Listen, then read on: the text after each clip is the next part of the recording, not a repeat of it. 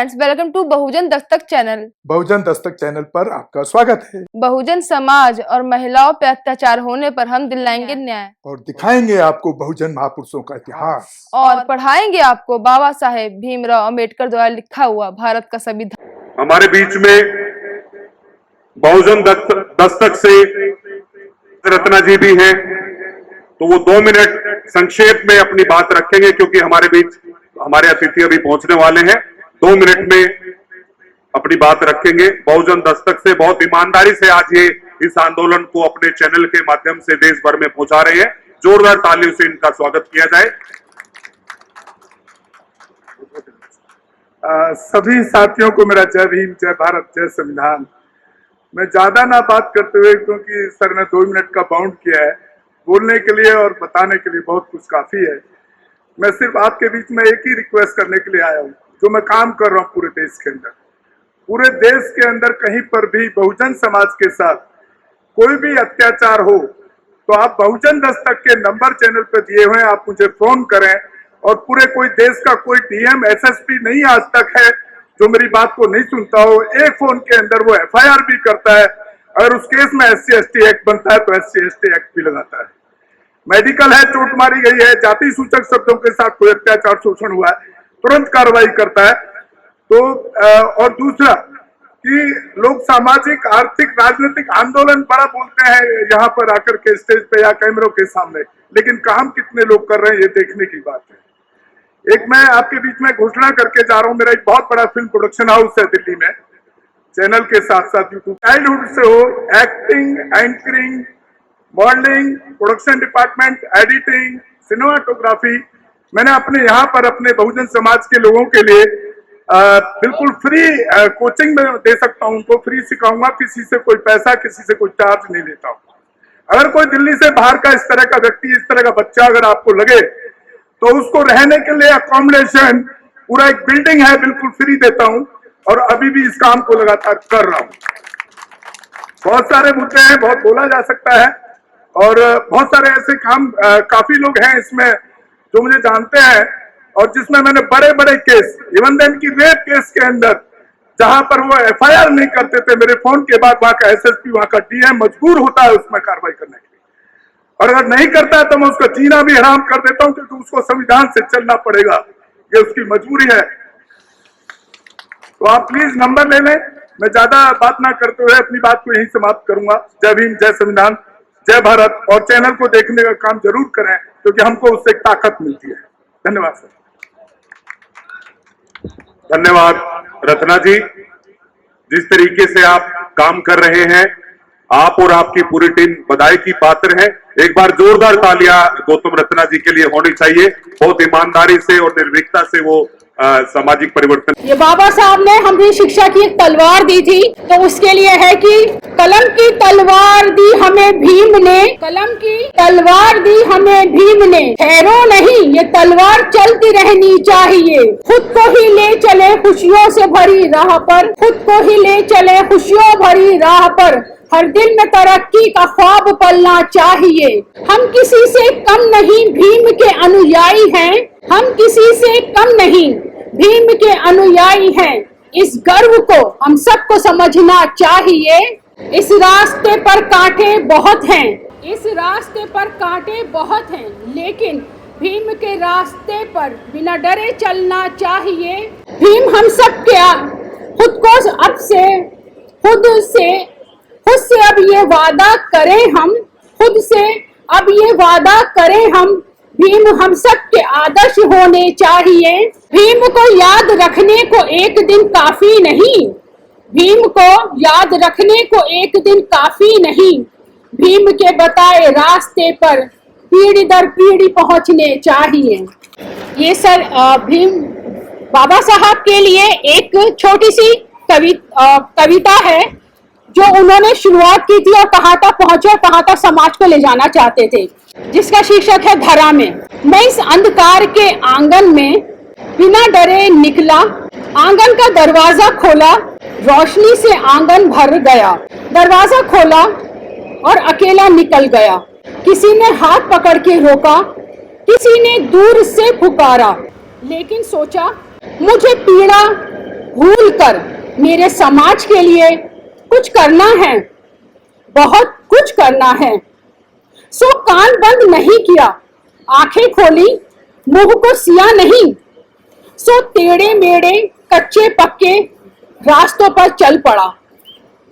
मुझे मंजिल नहीं चाहिए, मुझे मंजिल नहीं चाहिए, मुझे रास्ते बनाना है, सबको आगे और आगे बढ़ाना है।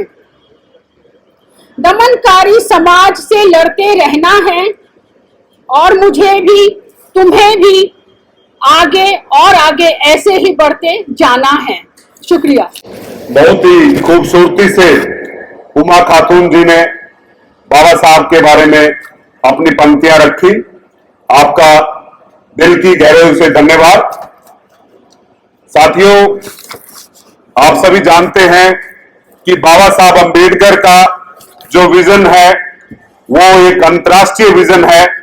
अगर आप अंतर्राष्ट्रीय स्तर पे सामाजिक समानता के लिए काम करने वाले लोगों के नाम आप देखेंगे, Martin Luther King junior, Nelson Mandela, doctor B R. Ambedkar, ये ऐसे लोग थे जिन्होंने इस दुनिया के अंदर से सामाजिक असमानता को खत्म करने का काम किया। भारत के अंदर बाबा साहब अंबेडकर ने 20वीं शताब्दी में इस लड़ाई को लड़ा और उन्हीं के पैटर्न को अमेरिका में फॉलो किया गया, उन्हीं के पैटर्न को साउथ अफ्रीका में फॉलो किया गया और उन्हीं के पैटर्न को जहां भी सबॉर्डन क्लास के लोग थे, हाशिए के लोग थे, उनको बाबा साहब के विचारों से उन देशों में परिवर्तन आया। बाबा साहब कोई राष्ट्रीय शख्सियत नहीं है, वो एक अंतर्राष्ट्रीय शख्सियत है। आज यूनाइटेड नेशन ऑर्गेनाइजेशन के द्वारा भारत के अंदर दो ही ऐसे महापुरुष पैदा हुए जिनके जन्म दिवस को इंटरनेशनल लेवल पे मनाया जाता है। एक है महात्मा गांधी और दूसरा बाबा साहब अंबेडकर। यूएनओ हर 14 अप्रैल को वर्ल्ड इक्वालिटी डे के रूप में बाबा साहब की जयंती को मनाता है।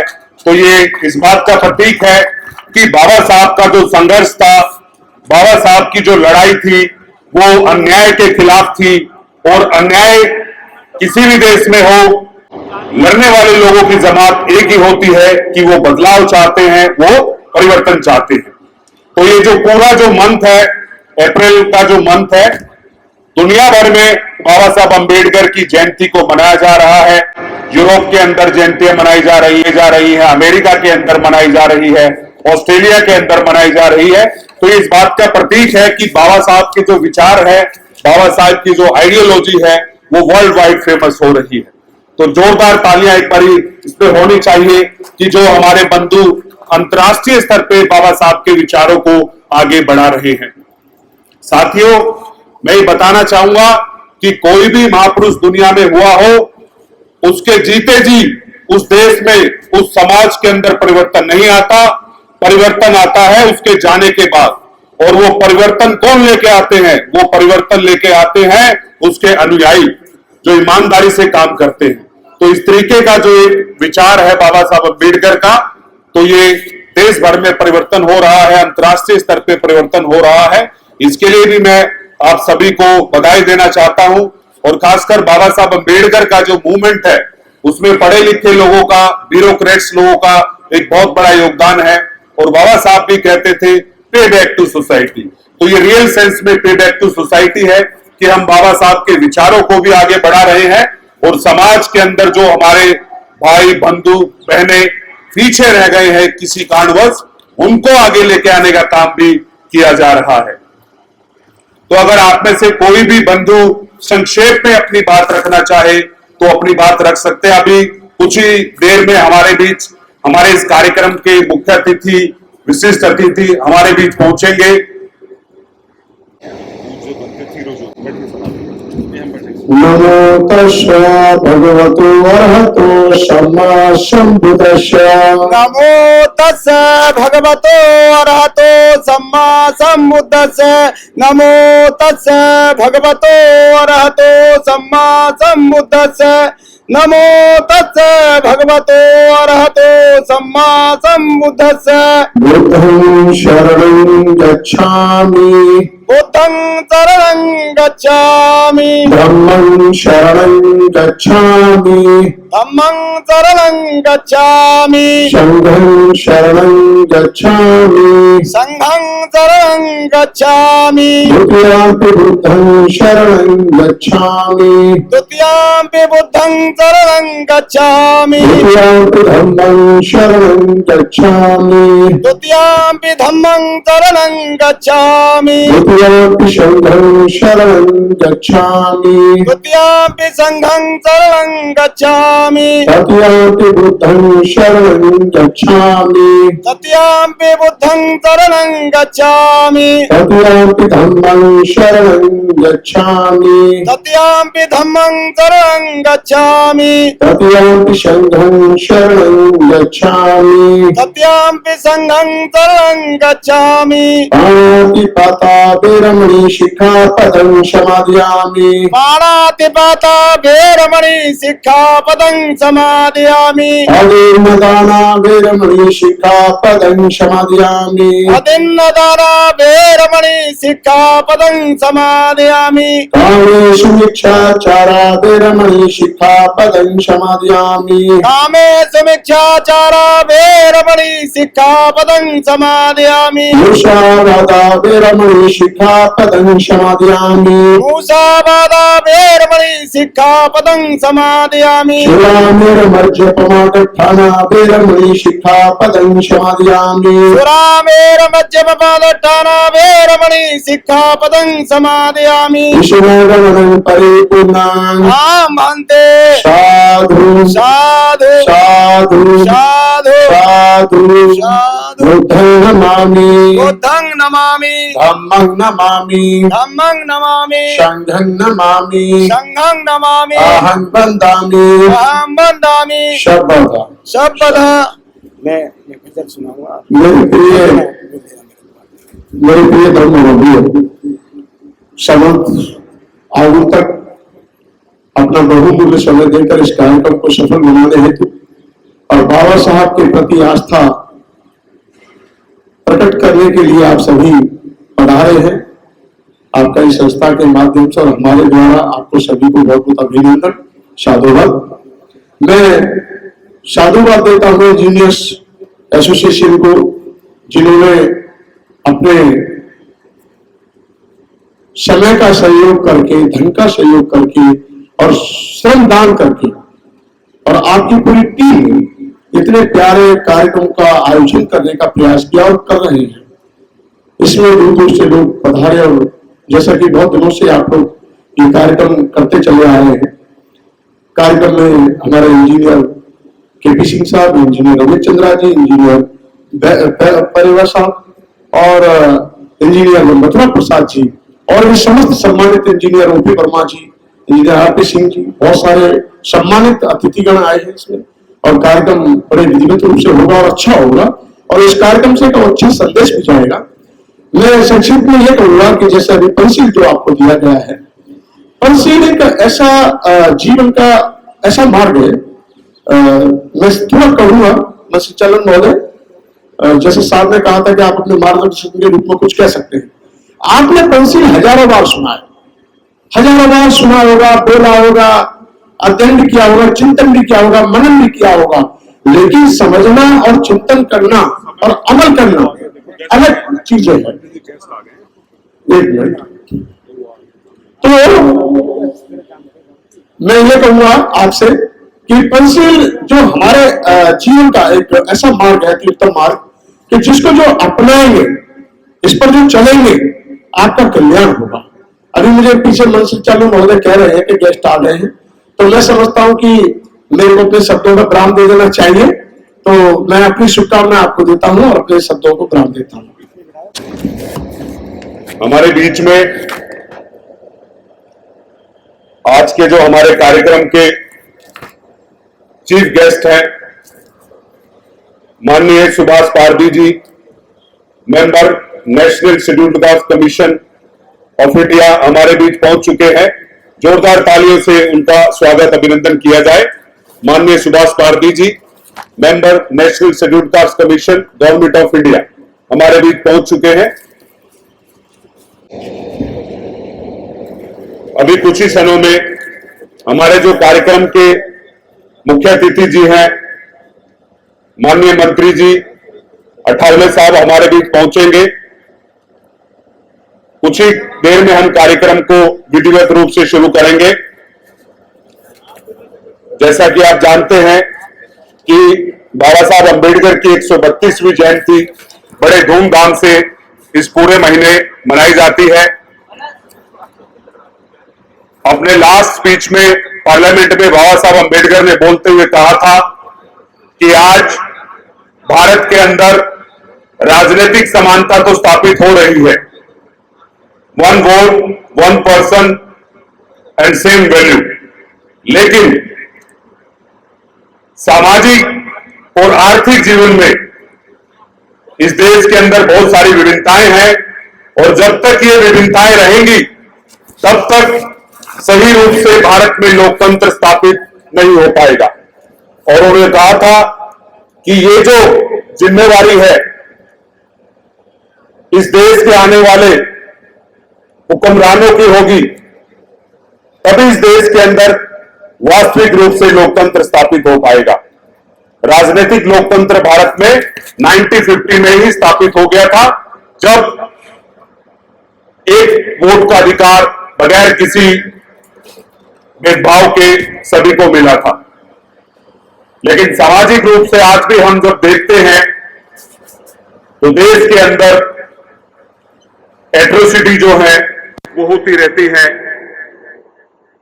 लेकिन उसी को कम करने के लिए भारत सरकार ने आर्टिकल 338 में नेशनल शेड्यूल्ड कास्ट कमीशन की स्थापना की है, जो कि 1990 ऑनवर्ड से काम कर रहा है।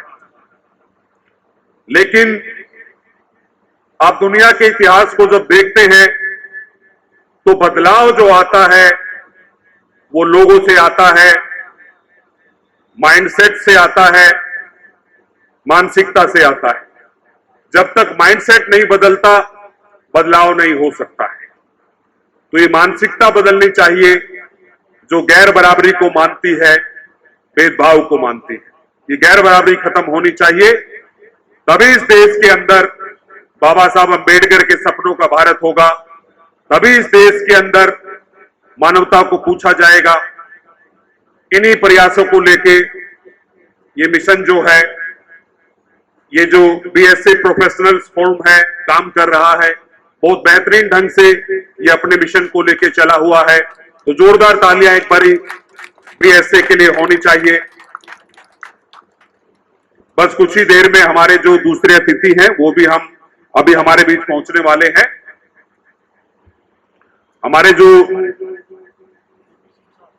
माननीय Subhash Pardi ji, member national scheduled caste, Bharat सरकार हमारे बीच पहुंच चुके हैं। आप जानते हैं कि नेशनल शेड्यूल्ड कास्ट कमीशन जो है, शेड्यूल्ड कास्ट के लोगों के खिलाफ कोई भी एट्रोसिटी होती है देश में कहीं पे भी, तो आप अपनी बात को वहां तक पहुंचा सकते हैं, जिससे कि आपके साथ जो भेदभाव हुआ है, अनजस्टिस हुआ है, उसको रोका जा सके, आपको न्याय मिल सके। इसी मकसद से इस कमीशन की स्थापना की गई है। वर्तमान में विजय सापला जी इस आयोग के चेयरमैन हैं और माननीय सुभाष पारदी जी महाराष्ट्र से हैं और एक सामान्य परिवार में इन्होंने जन्म लिया है और अपने संघर्ष के बलबूते इन्होंने ये मुकाम पाया है और आज ये भारत सरकार के जो नेशनल कमीशन शेड्यूल्ड कास्ट है उसके एक मेंबर हैं। तो इस तरीके के कोई भी अगर एट्रोसिटी है, कोई भी समस्या है, तो आप वेबसाइट पे जाके अपनी बात को रख सकते हैं, मेल कर सकते हैं, ट्वीट कर सकते हैं। आज बहुत सारे सोशल मीडिया के माध्यम हैं। साथियों, आज का जो ये कार्यक्रम है, इस कार्यक्रम के अंदर आप सभी बुद्धिजीवी लोग हैं, डिफरेंट डिपार्टमेंट से यहाँ पे लोग मौजूद हैं। बहुत सारे डॉक्टर्स हैं, बहुत सारे प्रोफेसर्स हैं, बहुत सारे इंजीनियर्स हैं, बहुत सारे बिजनेसमैन हैं, बहुत सारे साहित्यकार हैं, बहुत सारे एक्टिविस्ट हैं, बहुत ही सम्मानित लोग इस कार्यक्रम में मौजूद हैं, जिनका अपने क्षेत्र में, अपने विभाग में एक बड़ा नाम है। तो जब इस तरीके के लोग, बुद्धिजीवी लोग जब मिलके चिंतन करते हैं, मनन करते हैं, तो निश्चित तौर से बदलाव होता है और बदलाव से ही कोई समाज, कोई देश आगे बढ़ता है। जब हम हमारे देश को देखते हैं, आजादी से पहले का वो भारत, जिस भारत के अंदर गैर बराबरी थी, सामाजिक असमानता थी, लेकिन आधुनिक भारत को जब हम देखते हैं तो इस देश के अंदर गैर बराबरी को खत्म करने के लिए कुछ लेजेंड्स सामने आए। ज्योतिबा फूले, नारायण गुरु, पेरियार, डॉक्टर बाबा साहब अंबेडकर, ऐसे ही महापुरुष हुए जिन्होंने इस देश के इतिहास और आधुनिक भारत की दशा और दिशा को बदल दिया। आज आप देखते हैं कि पिछले 150 सालों का ये जो आंदोलन है, इस आंदोलन के कारण ही आज इस देश के अंदर माननीय राष्ट्रपति जी द्रौपदी मुर्मू है, उनसे पहले रामनाथ कोविंद जी राष्ट्रपति बने, उनसे पहले उत्तर प्रदेश के अंदर आयरन लेडी बहन मायावती जी मुख्यमंत्री रही। Only because of this constitution and only because of Baba Saheb Ambedkar social movements.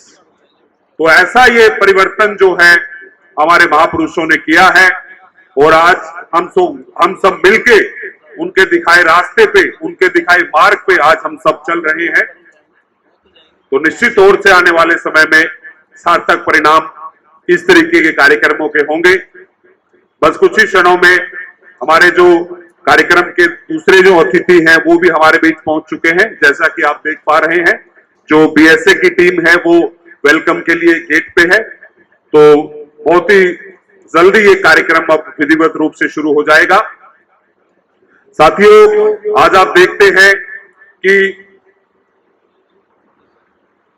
बाबा साहब अंबेडकर का जो कंट्रीब्यूशन रहा, बाबा साहब अंबेडकर का कंट्रीब्यूशन, मैं तो कह सकता हूं कि वो इस देश के निर्माता है, आर्किटेक्चर ऑफ की लड़ाई लड़ रहे हैं। साथियों, हमारे बीच में आज के जो हमारे कार्यक्रम के मुख्य अतिथि हैं, कैबिनेट मिनिस्टर भारत सरकार माननीय रामदास अठावले जी हमारे बीच पहुंच चुके हैं।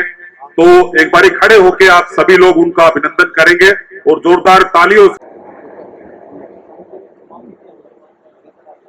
आप सभी को नमस्कार, जय Bhim.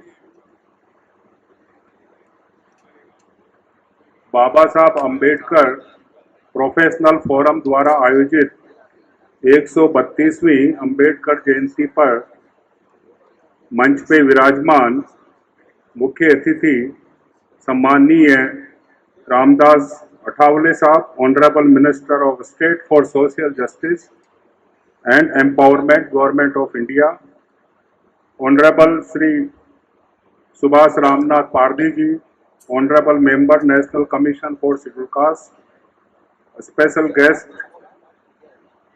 And guest of honour doctor Mahavir Singh ji, Mohanlal Samaria ji, Ashok Nirman ji और उपस्थित बनते जी, आप सबका इस 132वीं बाबा साहब अंबेडकर जयंती पे बहुत बहुत स्वागत करता हूं प्रोफेशनल फोरम की तरफ से।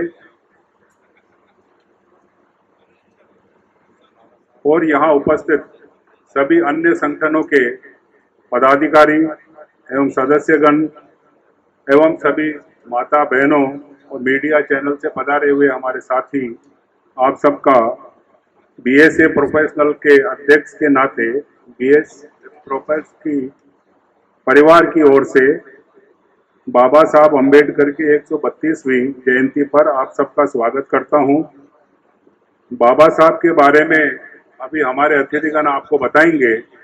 मैं केवल इस फोरम के बारे में थोड़ा जानकारी देना चाहता हूं ताकि ये फोरम क्या है और ये किस तरह से काम करती है। आप सब जानते हैं, ये थोड़ा कुछ इंग्लिश में है, कुछ हिंदी में है मेरे ख्याल से। ये तो आप इंडिया में देखेंगे कि our people are no less in capability and efficiency in any field of profession and they are very mindful, sir, they are very mindful in their profession. Any profession being dynamic in nature requires continuous updation and research in that field. However, it is hard fact that our people are deprived of proper place by not allowing them to expose to critical projects and research to update our skill in the chosen field. This keeps us away from proper environment to work. This situation results lack of updated knowledge in us and so create deprivation of confidence level and less efficiency. Ultimately, as usual, we all persons with no capability, माने हमारे अपने सदस्यों की professional capability में कोई कमी नहीं है, बहुत ही इंटेलिजेंट है, किंतु हमें रिसर्च वगैरह करने के लिए कोई मौका नहीं दिया जाता और इसलिए हम लोग अलग थलग पड़ जाते हैं और फिर क्या कहते हैं तो इनको कुछ नहीं आता, इनको कुछ नहीं आता। तो इसलिए we kept away from nation building despite having zeal and strength. Only few are exemptions, there is no doubt. To overcome this difficulty, it was felt necessary by eminent professionals all over India to create such an environment amongst us which foster the wisdom, caliber and strength of individual to help us in becoming part of national building. As such, this forum was formed for main purpose of sharing updated professional knowledge amongst the members, which would elevate the confidence level of the members. The main objective of this forum is strengthening our members and community by professional knowledge sharing. The basic purpose of this is to share the knowledge.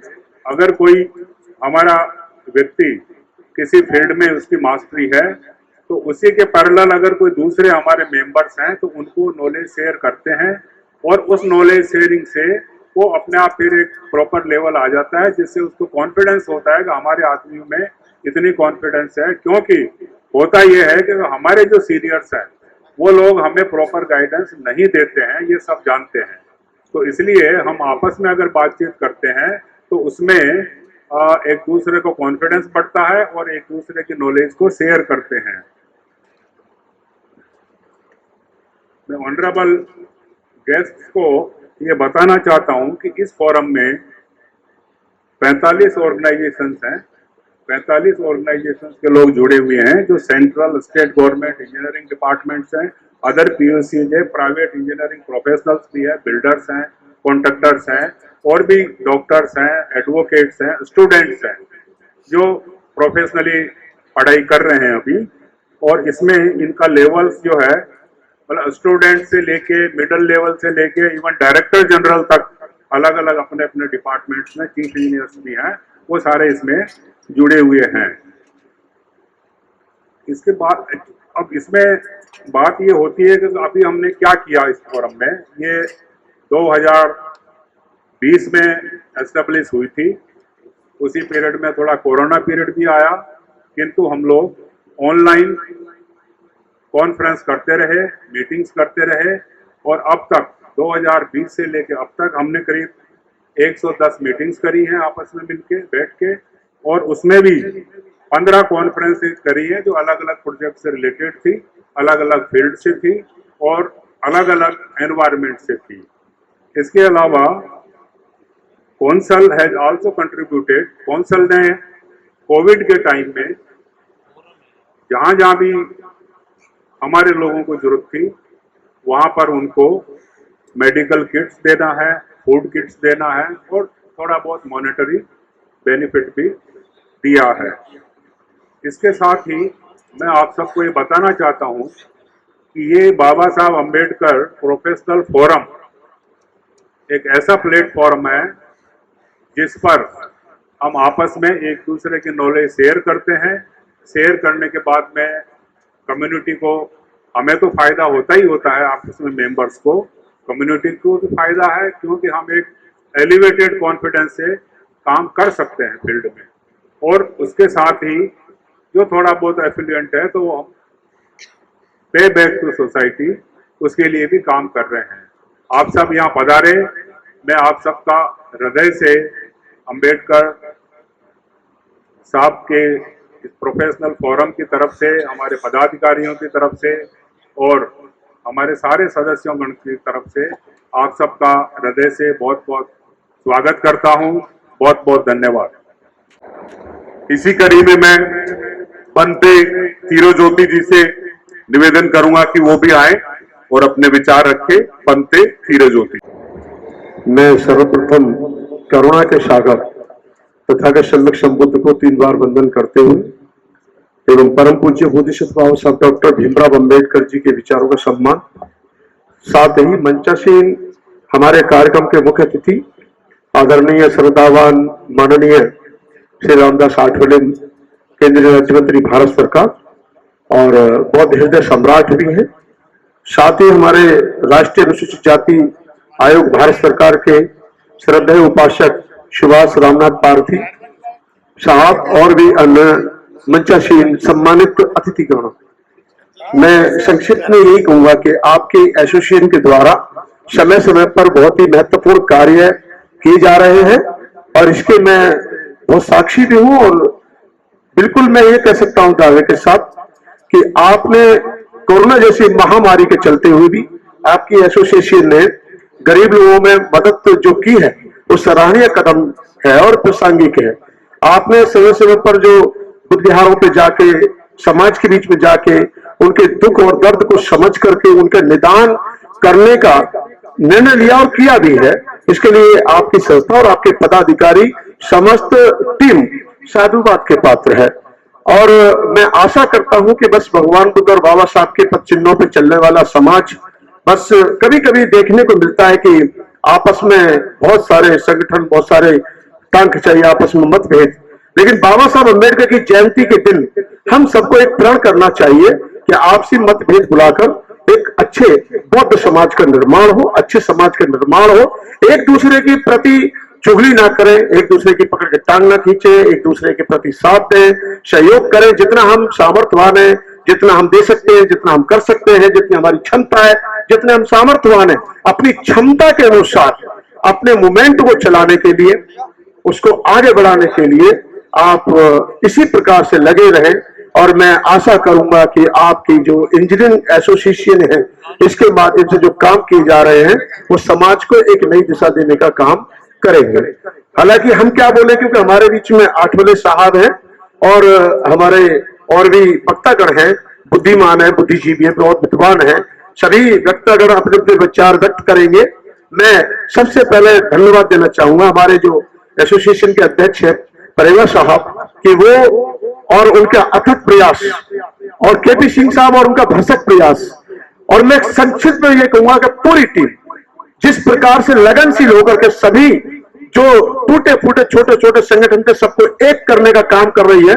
अभी जैसे आपने कहा कि 45 संगठन साथ जुड़ करके काम कर रहे हैं, मैं जानता हूं कि आप इसी प्रकार से कार्य करते रहेंगे अपनी संस्था के माध्यम से, तो वो समय जरूर आएगा कि जो लोगों में आपस में विघटन फैला हुआ है, आपस में भ्रांतियां फैली हुई हैं, वो सब अपने अपनी भ्रांतियों को दूर करके और एक संगठन को मजबूत करके उसके कुशल सानिध्य में देश हित में, समाज हित में कोई ना कोई कदम जरूर उठाएंगे। और उसके लिए हमारा पूरा भिक्षु महासंघ एवं हमारी आशाएं और मंगल कामना आपके साथ है। आप सभी को बहुत बहुत बाबा साहब डॉक्टर अम्बेडकर की 132वीं जयंती के उपलक्ष्य में सभी को बहुत बहुत बधाई। आप सभी को सादर जय भीम।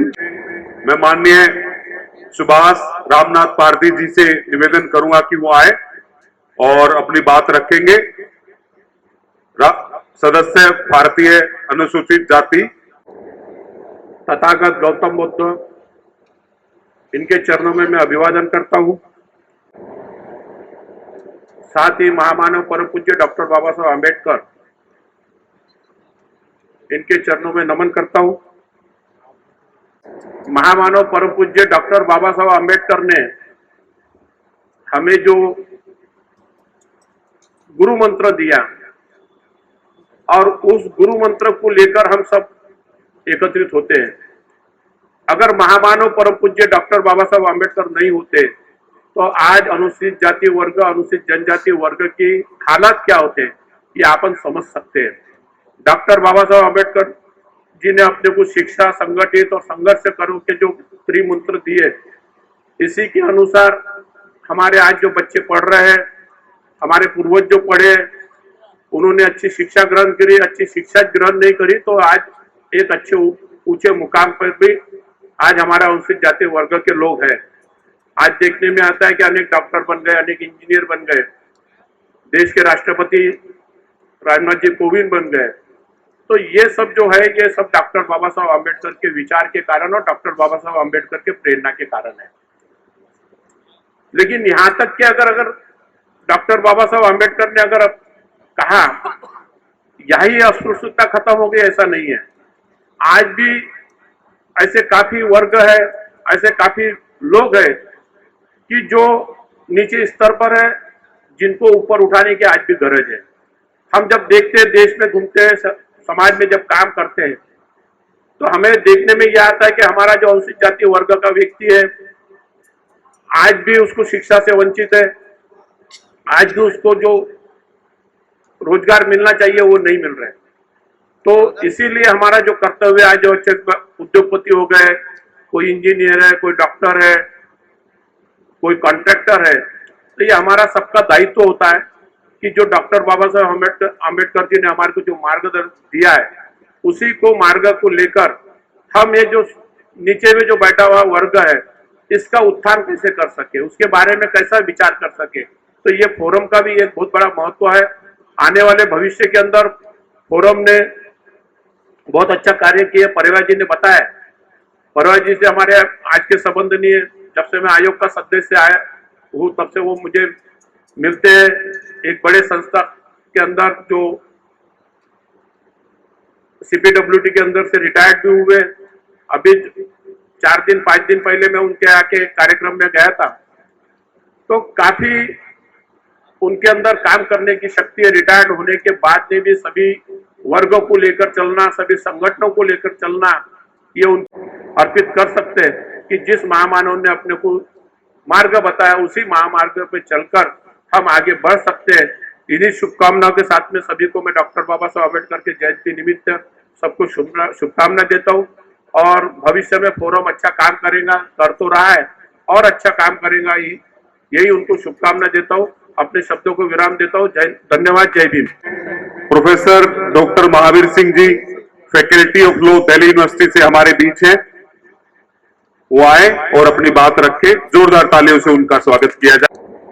सबसे पहले मैं आयोजक का अपने दिल की गहराइयों से आभार प्रकट करता हूं कि उन्होंने मुझे इस मंच से बोलने का अवसर प्रदान किया। साथियों, मैं professor Mahavir Singh law faculty में कार्यरत हूं, प्रोफेसर हूं, इंचार्ज हूं लॉ सेंटर 2 का।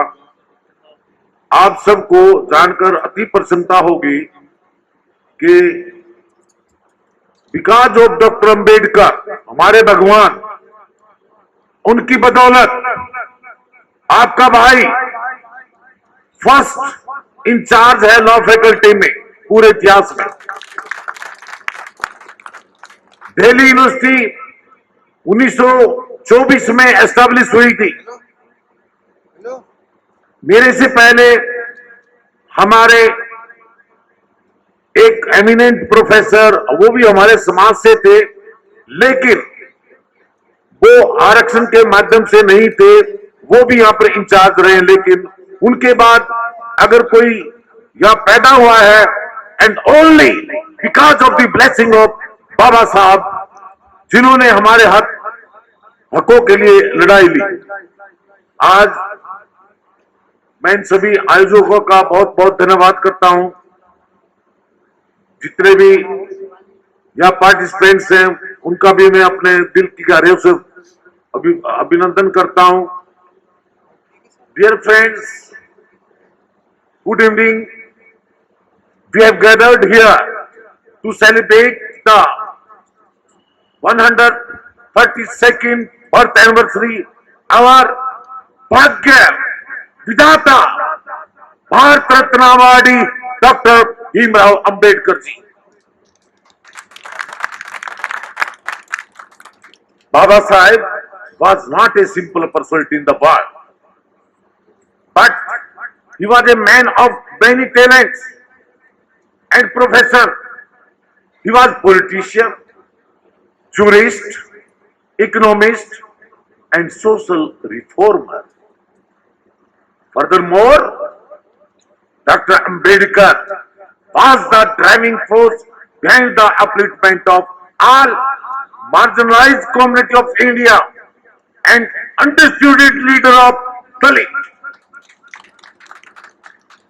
Moreover, this man was passionate to fight the various injustices prevalent in Indian society at the time. As the part of this fight against injustice, Dr. Ambedkar had led a campaign in support of the untouchable. He was the first law and justice minister of India after independence. Above all, Dr. Ambedkar played a pivotal and central role in the drafting of the Constitution of India, and that's why he was centripetal force in the framing of Indian Constitution.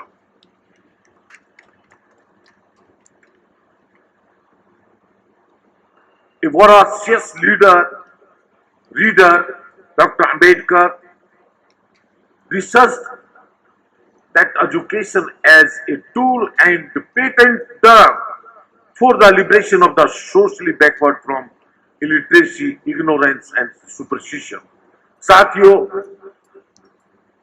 यहां मैं कुछ ज्यादा आपको indicate करने वाला हूं। जो बाबा साहब ने हमारे को मूल मंत्र दिया था, वो एजुकेशन का दिया था। और एजुकेशन ही एक ऐसा माध्यम है कि जिसके माध्यम से आप हर बीमारी का इलाज कर सकते हो, चाहे वो सोशल इनजस्टिस हो, चाहे वो इकोनॉमिक इनजस्टिस हो, चाहे वो रिलीजियस इनजस्टिस हो, चाहे वो because of patriarchal society injustice हो, यानी कि जेंडर जस्टिस हो। बिकॉज एजुकेशन इंसान का एटीट्यूड बदलता है। लेकिन दुर्भाग्य है कि हम लोग बहुत बड़ी बड़ी डिग्रियां हासिल करते हैं, जैसे कि हम बाहर नौकरी करते हैं, हमारे साथ के जो दूसरे साथी हैं वो भी बहुत बहुत बड़ी बड़ी डिग्रियां उन्होंने हासिल की हुई है, लेकिन उनका जो एटीट्यूड है जो कि एजुकेशन के माध्यम से चेंज होना चाहिए। मैं specially because I am learner of constitution law, I am teaching major two subjects of LLB course, LLM course.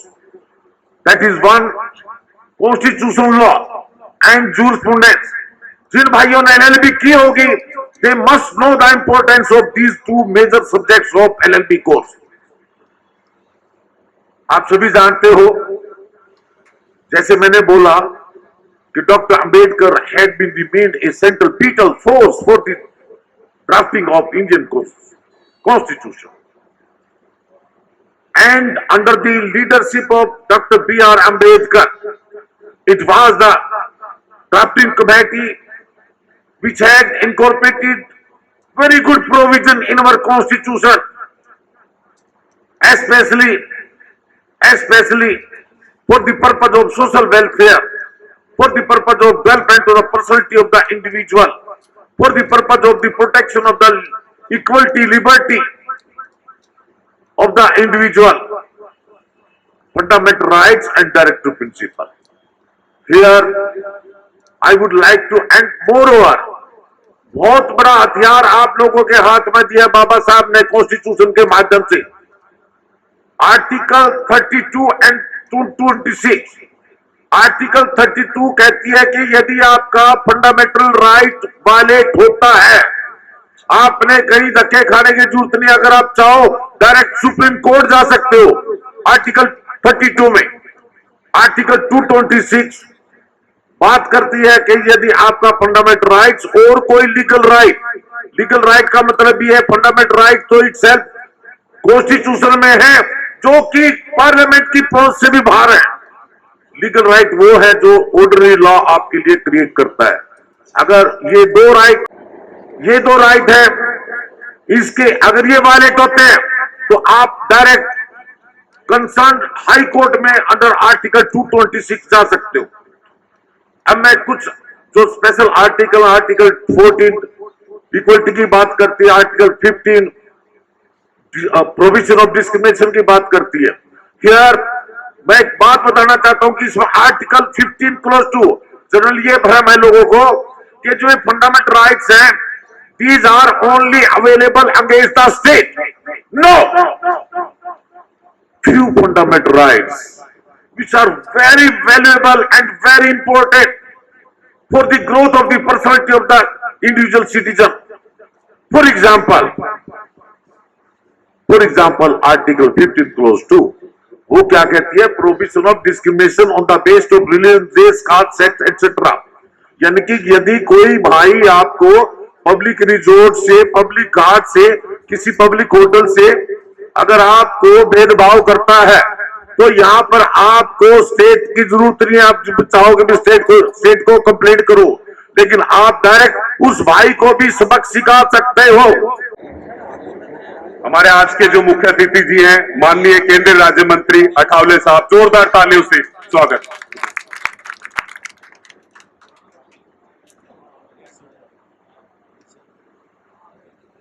उपस्थित भाई और बहनों, महामानव तथागत सिद्धार्थ गौतम बुद्ध और डॉक्टर बाबा साहब अम्बेडकर जी को नमन करते हुए, हमें किसी का भी नहीं है डर, हमें किसी का भी नहीं है डर, क्योंकि हमारे नेता है डॉक्टर बाबा साहब अम्बेडकर। बाबा साहब ने हमें दी है समानता की शिक्षा, बाबा साहब ने हमें दी है समानता की शिक्षा और उन्होंने हमें दी है बौद्ध धर्म की दीक्षा। हमें किसी की नहीं चाहिए भिक्षा, हमें किसी की नहीं चाहिए भिक्षा, हम सक्षम है दलितों की करने के लिए रक्षा। तो आज हम यहाँ डॉक्टर बाबा साहब अम्बेडकर प्रोफेशनल फोरम की ओर से बाबा साहब की जयंती मनाने का प्रोग्राम एक ऐतिहासिक जगह पर अम्बेडकर भवन पर रखा है। और इस अम्बेडकर भवन पर जब बाबा साहब अम्बेडकर जी दिल्ली में रहते थे, जब वो लॉ मिनिस्टर थे, लेबर मिनिस्टर थे और इरिगेशन मिनिस्टर भी थे, बाबा साहब अम्बेडकर जी यहाँ रविदास जयंती के लिए, वाल्मीकि जयंती के लिए और भी कई प्रोग्राम के लिए जगह पर आए। इस ऐतिहासिक जगह पर आज का प्रोग्राम हो रहा है। यह हमारे सुभाष पारदी जी, हमारे महाराष्ट्र के नागपुर के रहने वाले हैं, और जो हमारा एसटी कमीशन है, एसटी कमीशन के वो मेंबर भी हैं। हमारे राजकुमार आनंद जी, जिनका नाम भी आनंद है, और हम सभी लोगों के जिंदगी में आनंद चाहिए, तो वो भी आज यहाँ मौजूद है। हमारे महावीर सिंह जी, डॉक्टर महावीर सिंह जी, जो पहली बार डीयू में, दिल्ली यूनिवर्सिटी में लॉ फैकल्टी के इंचार्ज बने हैं। मतलब जब डीयू यूनिवर्सिटी 1924 में शुरू हुई, उसके बाद लॉ फैकल्टी का कोई भी इंचार्ज नहीं बना था, लेकिन आपको इंचार्ज बनने का मौका मिला है। जब बाबा साहब अम्बेडकर जी केंद्र के मंत्रिमंडल में, केंद्रीय मंत्रिमंडल में थे, शेड्यूल्ड कास्ट फेडरेशन की ओर से, उसी तरह मुझे भी बाबा साहब अम्बेडकर जी के बाद रिपब्लिकन पार्टी ऑफ इंडिया, जो बाबा साहब अम्बेडकर जी की विचारधारा की पार्टी है, उस पार्टी से मुझे केंद्र के मंत्रिमंडल में, नरेंद्र मोदी मंत्रिमंडल में जाने का मौका मिला है। तो आप सब लोग जो इंजीनियर्स हैं, एडवोकेट्स हैं, उसके साथ साथ कुछ कॉन्ट्रैक्टर्स हैं, बिजनेसमैन हैं, ऐसे तमाम लोगों को आपने 45 संगठन के लोगों को इकट्ठा किया है, और बाबा साहब अम्बेडकर प्रोफेशनल फोरम आपने शुरू किया है। एक अच्छी बात है कि पढ़े लिखे लोग बाबा साहब अम्बेडकर जी को नहीं भूलते हैं। बाबा साहब अम्बेडकर जी के कारण ही हमें ये मौका मिला है, ये पद मिला है, ये उनके मन में भावना है, बहुत अच्छी बात है। लेकिन हम सब लोगों को समाज के लिए काम करना चाहिए। हमें तो नौकरी मिले है, हमें मंत्री पद मिला है, सुभाष पारदी जी को मेंबरशिप मिली है, राजकुमार आनंद जी को मंत्री पद मिला है, लेकिन अपने समाज के और भी गांव गांव के लोग हैं, उनको भी मतलब कुछ न कुछ तो मिलना चाहिए। इसीलिए हम सब लोगों को संगठित होकर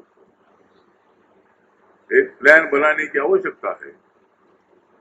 सरकारी जो योजनाएं है, ये योजनाएं हमारे गांव गांव में, हमारे हर आदमी के पास पहुंचनी चाहिए। मेरे मंत्रालय की वेंचर कैपिटल फंड नाम की स्कीम है, उसमें 15 करोड़ तक 75% पैसा हम देते हैं। इसका 8% इंटरेस्ट होता है।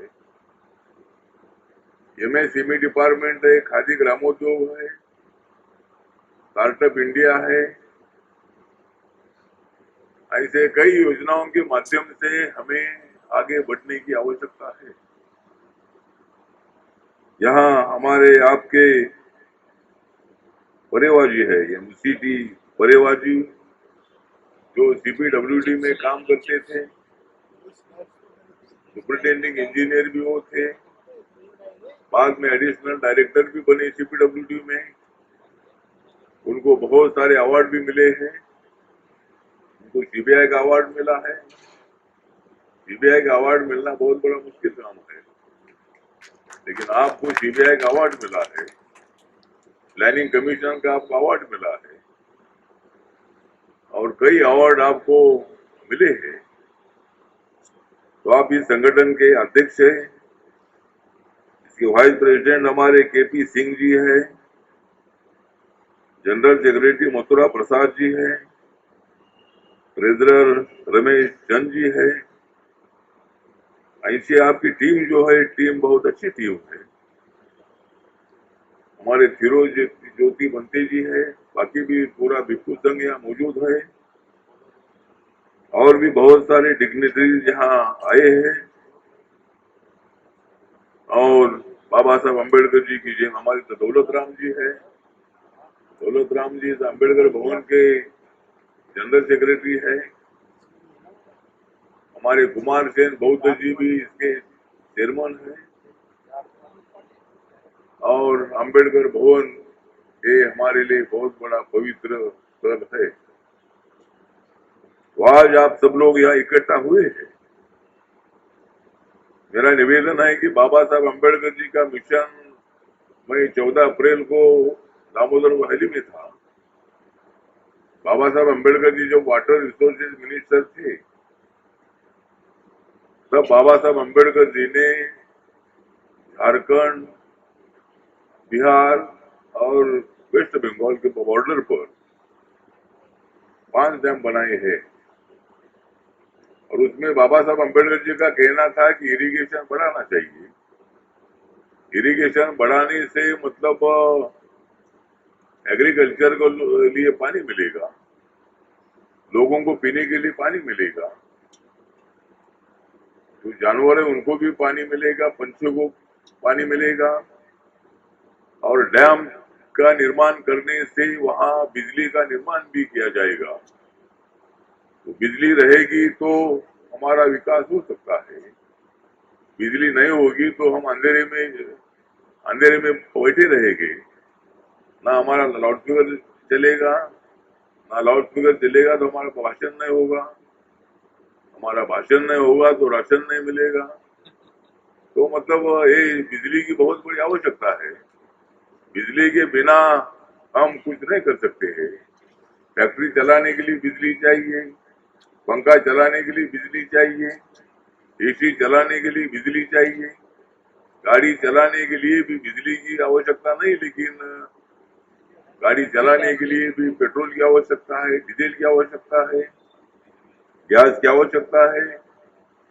उसी तरह मतलब यहाँ बिजली की बहुत बड़ी आवश्यकता है। तो मैं 2 साल पहले मैं वहाँ मैथन डैम है, वहां मैं गया था। झारखंड में धनबाद जिला है। तो वहां मैंने मांग किया था कि वहां बाबा साहब अम्बेडकर जी का स्टैचू होना चाहिए। तो दामोदर वैली कारपोरेशन ने बाबा साहब अम्बेडकर जी का स्टैचू बनाया। और अभी जो 14 अप्रैल था, 14 अप्रैल को उन्होंने मुझे वहां बुलाया और मेरे हाथों से बाबा साहब अम्बेडकर जी के स्टैचू का इनॉग्रेशन वहां का किया। तो मैंने बोला था कि भाई बाबा साहब अम्बेडकर जी के कारण ये डैम बने हैं। बाबा साहब अम्बेडकर जी दलितों के मुक्ति के सर सेनानी तो थे ही थे, लेकिन बाबा साहब अम्बेडकर देश का सोचते थे। बाबा साहब ने संविधान लिखा, खाली दलितों के लिए संविधान नहीं लिखा है। बाबा साहब अम्बेडकर जी ने ड्राफ्टिंग कमेटी के चेयरमैन के नाते 26 अलीपुर रोड पर बैठकर रात जाकर बाबा साहब ने संविधान का ड्राफ्ट बनाया है। और वो ड्राफ्ट जो है, वो संविधान जो है, ये 26 नवंबर 1949 को बाबा साहब अम्बेडकर जी ने डॉक्टर राजेंद्र प्रसाद जी, पंडित जवाहरलाल नेहरू जी इनको जब सौंप दिया, तब उनके मुंह से उद्गार निकले थे कि बाबा साहब अम्बेडकर जी, आप ही संविधान के सही आर्किटेक्ट है, आप शिल्पकार है।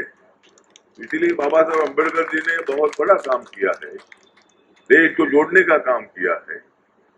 बहुत सारे लोगों को आश्चर्य लगता है कि इस देश में इतनी जातियां है, इतने धर्म है, यहाँ झगड़े भी होते रहते हैं, लेकिन ये देश एक कैसा है। तो हमारा देश इसलिए एक है, इस देश का संविधान लिखने वाले का नाम है डॉक्टर बाबा साहब अम्बेडकर। बाबा साहब अम्बेडकर जी ने इस देश का संविधान लिखा है और यहाँ अपने देश को टूटने की बिल्कुल डर नहीं है। देश कभी टूट नहीं सकता है।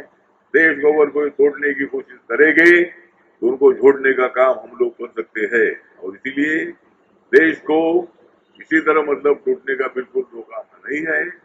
अपना देश एक है, तो इसके लिए बाबा साहब अम्बेडकर जी ने एक बहुत बड़ा काम किया है। तो मेरा निवेदन आप लोगों को है कि हम आर्थिक उन्नति के लिए काम करना है।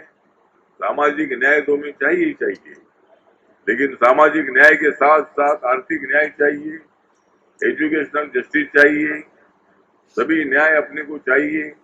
तो अभी सरकार की तरफ से सब काम होगा ऐसा नहीं है, सरकार तो अपना काम करती रहेगी, लेकिन हम लोगों की भी जिम्मेदारी है।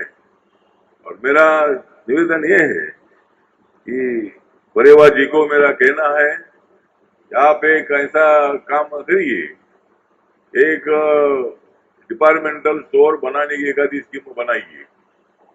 दिल्ली में, मुंबई में, लखनऊ में जगह जगह पर डिपार्टमेंटल स्टोर हम बनाएंगे, 4-4, 5-5 माले की बिल्डिंग हम बनाएंगे। और वहाँ मतलब जो माल लगता है वो सब माल जो लगता है उसके लिए हम ही हमारी फैक्ट्री पर बनाएगी। उस फैक्ट्री का माल मतलब उस डिपार्टमेंटल स्टोर में जाएगा और उससे मतलब हमारा ये आदमी करोड़पति बन सकता है, हमारे लोगों को एम्प्लॉयमेंट मिल सकता है। इसी तरह हम लोगों ने कोशिश करने की आवश्यकता है। इसका एक आधा प्लान आप बनाइए और पूरे देश भर में अगर हजारों डिपार्टमेंटल स्टोर खड़े हो गए तो लाखों लोगों को उसमें नौकरी भी मिल जाएगी और अपने बिजनेस भी मतलब अपने चलते रहेंगे। इसी तरह का कोई प्लान अपने को बनाने की आवश्यकता है। आज हमारे लोग कुछ फैक्ट्री डालते हैं, लेकिन उस स्टील फैक्ट्री में वो फैक्ट्री जो जाती है, जो माल वो बनाते हैं, तो बहुत बार ऐसा होता है कि उसका माल कोई परचेज नहीं करते हैं या कोई प्रॉब्लम आते हैं। इसीलिए मतलब हम ही इसी तरह का उनको मार्केट देते ताकि उनका बिजनेस चले। वैसा कोई प्लान हमें बनाने की आवश्यकता है। इसीलिए आपका जो संगठन है, इंटेलेक्चुअल का संगठन है, बाबा साहब अम्बेडकर जी के आशीर्वाद से आप लोगों को अच्छा मौका मिला है और आप लोगों ने शिक्षा प्राप्त की है। तो इसी तरह ऐसा कोई प्लान आप करें। सरकार के तरफ से जो भी आप मदद चाहिए वो मदद हम करते रहेंगे। जो भी प्रस्ताव अगर आप हमारे पास में भेजते हैं, जरूर हम पूरी मदद आपको करते रहेंगे। इन्हीं शब्दों के साथ आज आपने बाबा साहब अम्बेडकर जी की 132वीं जयंती यहाँ रखी है, इसीलिए मैं आप सब लोगों को हार्दिक बधाई दे देता हूँ। और बाबा साहब अम्बेडकर जी का नाम सारे देश भर में है, बाबा साहब अम्बेडकर जी का नाम सारी दुनिया भर में है। Indian democracy is the best democracy in the world, इसी तरह की चर्चा पूरे दुनिया में है। और बाबा साहब के स्टैचू इंडिया में तो ही है, लेकिन बाबा साहब अम्बेडकर जी के स्टैचू अमेरिका में है, लंदन में है, जापान में है, जगह जगह पर बाबा साहब अम्बेडकर जी के स्टैचू है। तो इसी तरह बाबा साहब अम्बेडकर जी की चर्चा बहुत सारे दुनिया भर में होती रहती है इंटेलेक्चुअल में। इसीलिए बाबा साहब का महत्व बहुत ही बड़ा है। बाबा साहब अम्बेडकर बहुत बड़े इंटेलेक्चुअल थे, बहुत बड़े सोशल वर्कर थे, बहुत बड़े मतलब हिस्टोरिक विचार करने वाले थे। और बाबा साहब अम्बेडकर जी ने देश के लिए बहुत बड़ा काम किया है। इसीलिए मैं उनको नमन करता हूँ, प्रणाम करता हूँ। और बाबा साहब अम्बेडकर जी का विचार और भी पनपता रहेगा। बाबा साहब अम्बेडकर जी का नाम और भी ज्यादा लोगों के मन में उनकी चर्चा होती रहेगी, ऐसा विश्वास व्यक्त करते हुए मैं मेरे 2 शब्द खत्म करता हूँ। नमो बुद्धाय, जय भीम, जय भारत। अब मैं हमारे विशिष्ट अतिथि माननीय मंत्री राजकुमार आनंद जी से निवेदन भी करूंगा कि वो आए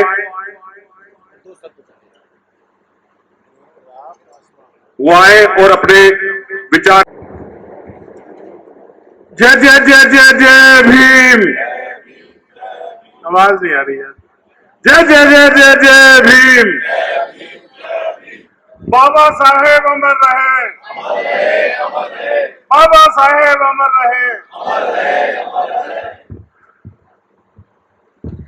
करुणा के सागर बाबा साहेब डॉक्टर भीमराव अंबेडकर के चरणों में नमन करते हुए, बोधिसत्व को नमन करते हुए आज हम सब यहाँ बाबा साहेब के 132वें जन्मदिन को सेलिब्रेट करने के लिए इकट्ठा हुए।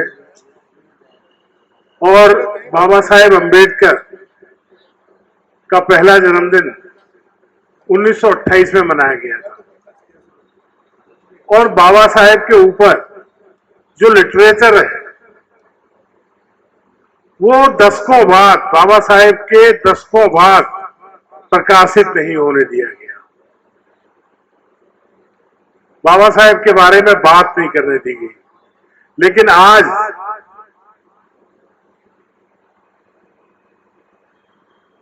जो हमारे बुजुर्गों ने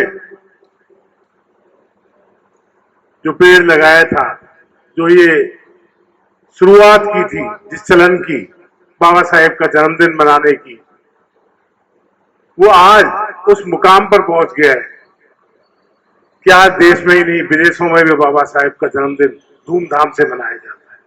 और आज बाबा साहेब के बारे में बड़े बड़े लोगों को पढ़ना पड़ता है, बड़े बड़े राजनेताओं को अपना भाषण पूरा करने के लिए 5 बार बाबा साहेब का नाम लेना पड़ता है। ये बाबा साहेब के अनुयायियों की जीत है। मैं बीएसए प्रोफेशनल टीम को बहुत बहुत बधाइयां देना चाहता हूं आज के आयोजन के लिए। सभी बौद्ध भिक्षुओं को मैं सादर नमन करना चाहता हूं, सम्मानित मंच को और सभी साथियों को एक क्रांतिकारी जय भीम के साथ मैं अपनी कुछ बातें आपके सामने रखना चाहूंगा। आखिर बाबा साहेब कौन थे?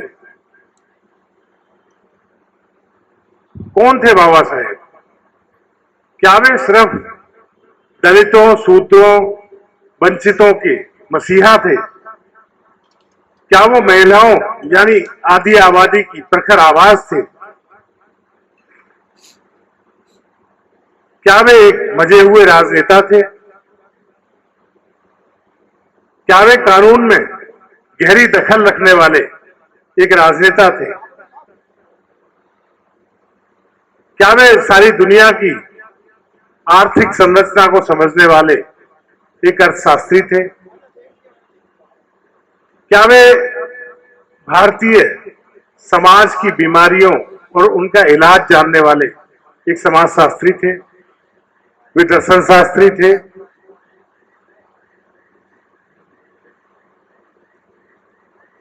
वे संपादक थे, लेखक थे, एक्टिविस्ट थे? हाँ, ये सारे रूप बाबा साहेब की बहुआयामी शख्सियत का हिस्सा थे। वो मसीहा थे, प्रखर आवाज थे,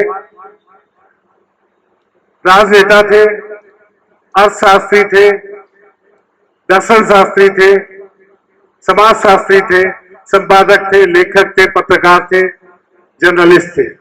और वो किसी एक कौम के नहीं, किसी एक धर्म के नहीं, पूरी दुनिया के, पूरी मानवता के नेता थे।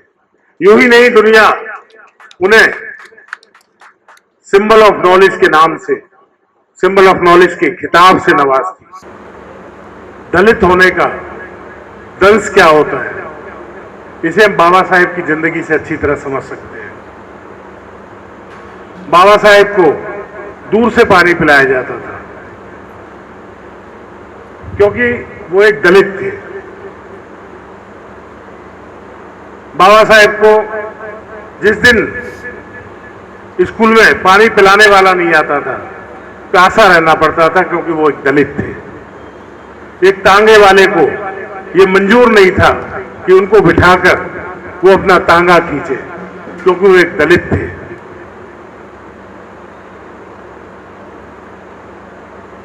बाबा साहेब बाहर गए, उन्होंने बड़ी बड़ी डिग्रियां ली, बड़े बड़े कॉलेजों में पढ़े। उसके बाद बड़ौदा रियासत में एक बड़ी सी जॉब हासिल की, बड़े से ओहदे पर काम करने लग गए। बावजूद इसके उन्हें एक अदद कमरा किराए पर नहीं मिला क्योंकि वो एक दलित थे। तालाब का पानी पीने के लिए बाबा साहेब को आंदोलन करना पड़ा क्योंकि वो एक दलित थे। रोजमर्रा की चीजों के लिए उन्हें संघर्ष करना पड़ा क्योंकि वो एक दलित थे।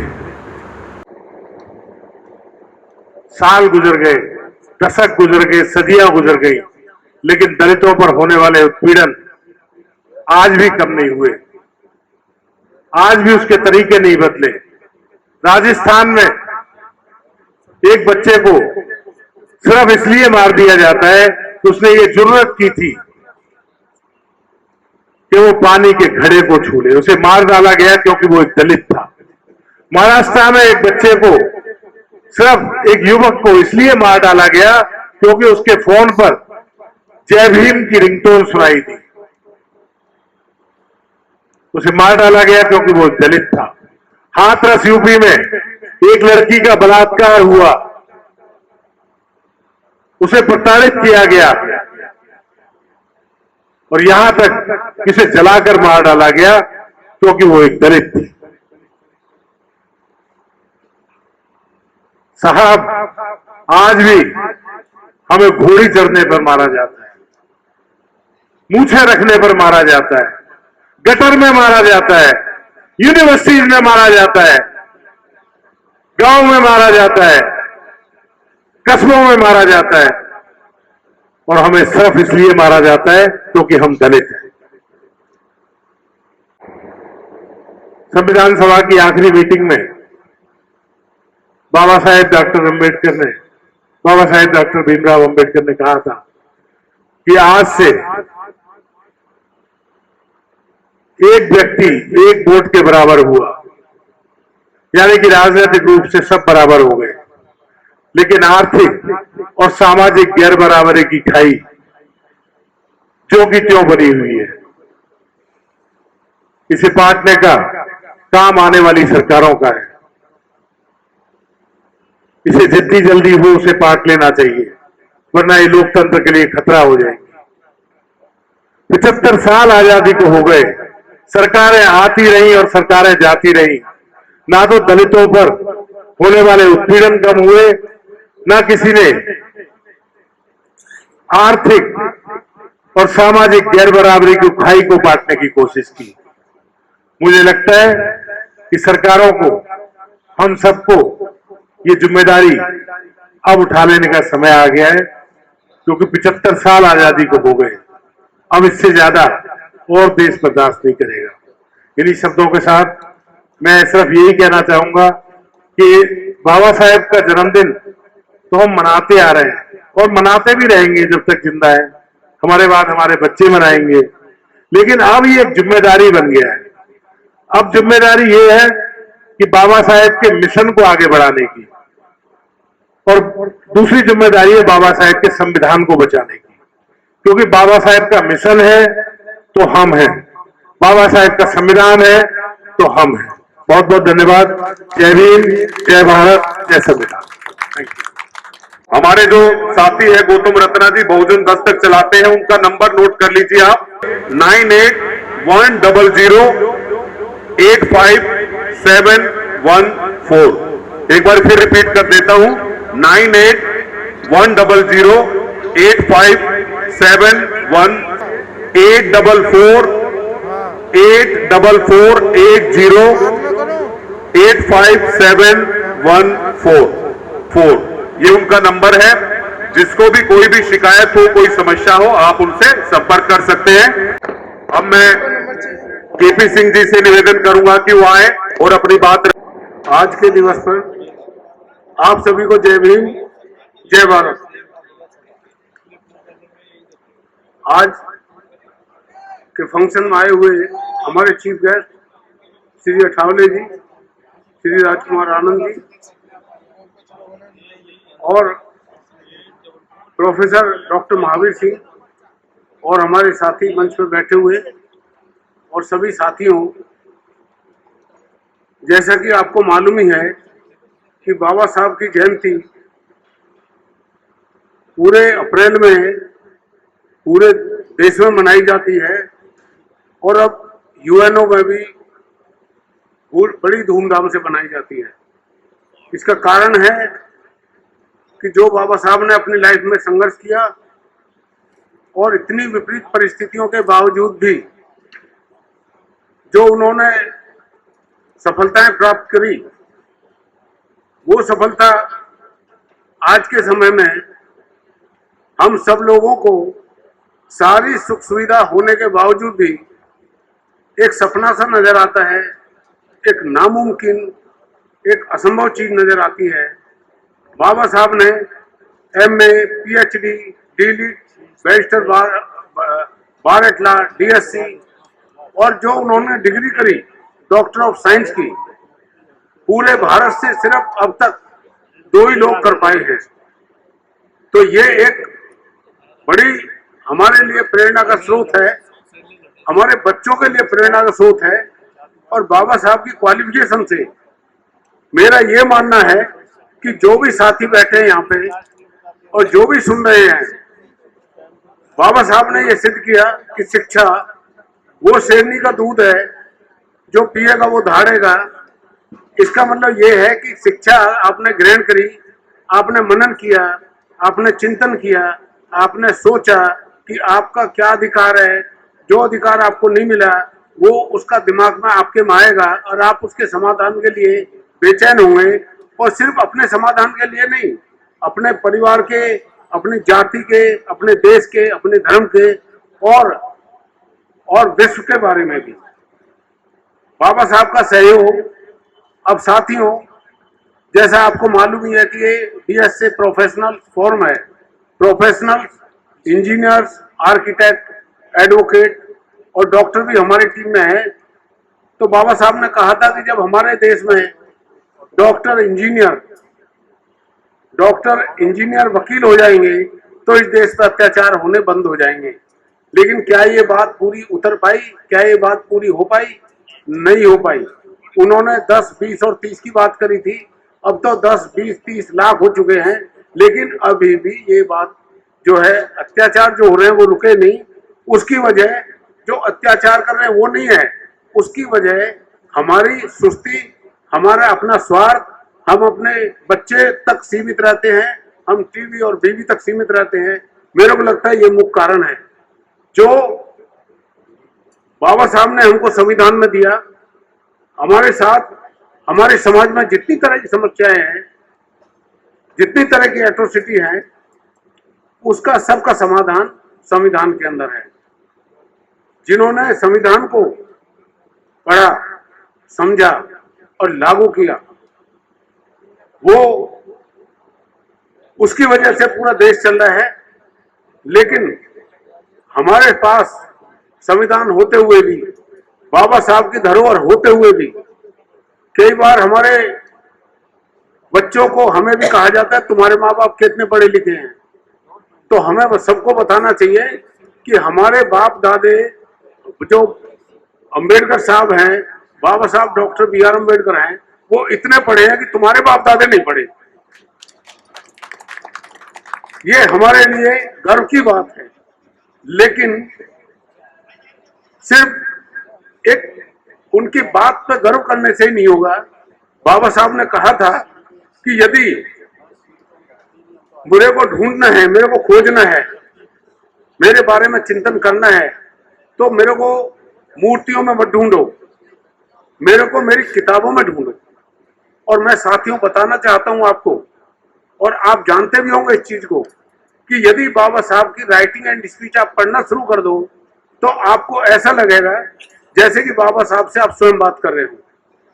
तो बाबा साहब के लिटरेचर को पढ़ो। आज हम सब लोगों को यह शपथ लेनी चाहिए कि बाबा साहब का जितना भी उनका राइटिंग स्पीच है, उनका एक एक शब्द यदि हम पढ़ें और उसको सोचें, और आज के परिप्रेक्ष्य में, आज के प्रॉब्लम में, आज की मुसीबत में, चाहे वो रोजगार से हो, चाहे बिजनेस से हो, चाहे हमारे स्वास्थ्य से हो, चाहे हमारे कल्चर से हो, चाहे हमारे धर्म से हो, हर चीज का समाधान है उसमें। जैसे कि बाबा साहब ने बौद्ध धर्म ग्रहण किया। बौद्ध धर्म क्यों ग्रहण किया?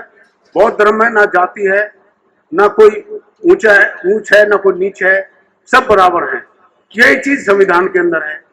हमारा जो संविधान है वो पूरी बौद्धिस्ट आइडियोलॉजी के अंदर है, क्योंकि समता, मैत्री, भाईचारा, न्याय की बात हमारा संविधान करता है।